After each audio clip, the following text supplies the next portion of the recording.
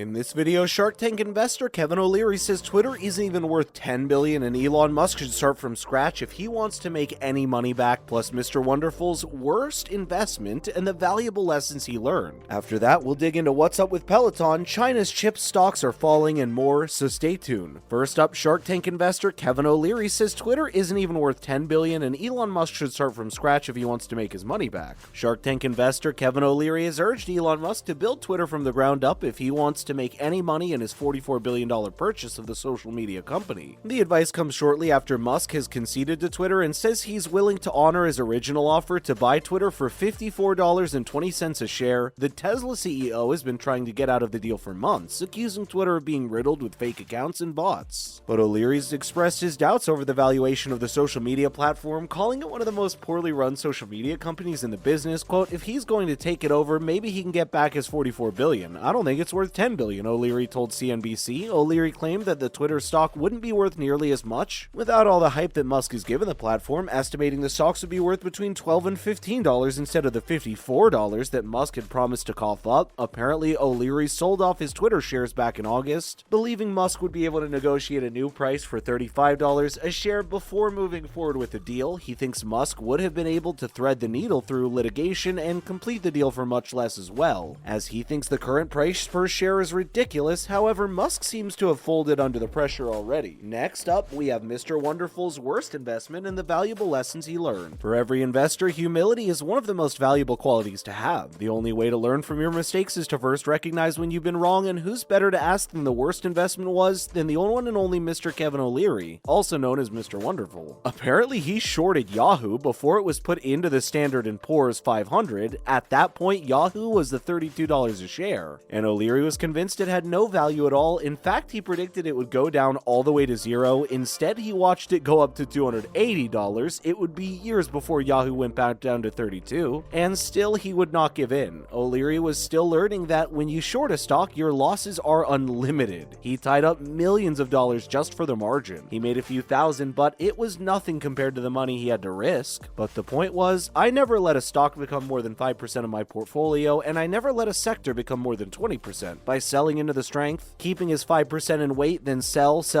he keeps his exposure. He may not get all the winnings, but he also doesn't get the losses when the market corrects itself, because he keeps his acquisition cost at zero. O'Leary says at the end of the day, it's a philosophy 5 and 20. And now, Peloton is cutting another 500 jobs in hopes of getting back to growth. Barry McCarthy, CEO of Peloton, says that the latest move to cut another 500 jobs should position the struggling fitness equipment maker to return to growth. The cuts amount to about 12% of Peloton's current workforce and marks a pivotal point for the company. The cut comes after multiple rounds of layoffs in the last year, but McCarthy claims that this also signals the end of restructuring, and from here on for Peloton, they will be focusing on growth again, which means they now have to prove their recent spate of strategy changes, including equipment rentals and partnerships with Hilton and Amazon. Peloton recently announced a partnership with Dick's Sporting Goods stores and Amazon, where their equipment is to be sold as well, and last week the company announced that they're going to put their bikes in every Hilton branded hotel in the United States. These are some of the drastic business model changes that former Netflix and Spotify executive has pushed Peloton through in the last year, while also putting a boost on the company's subscriptions. Despite Peloton shares having dropped about 76% so far this year, McCarthy remains optimistic. Now all that's left is to see if his changes will take hold and bring Peloton back on track. Do you think that restructuring will be enough to keep Peloton afloat? Before you go, we have some more news to share with you. We're going to talk about why Kim Kardashian has been charged nearly $1.2 million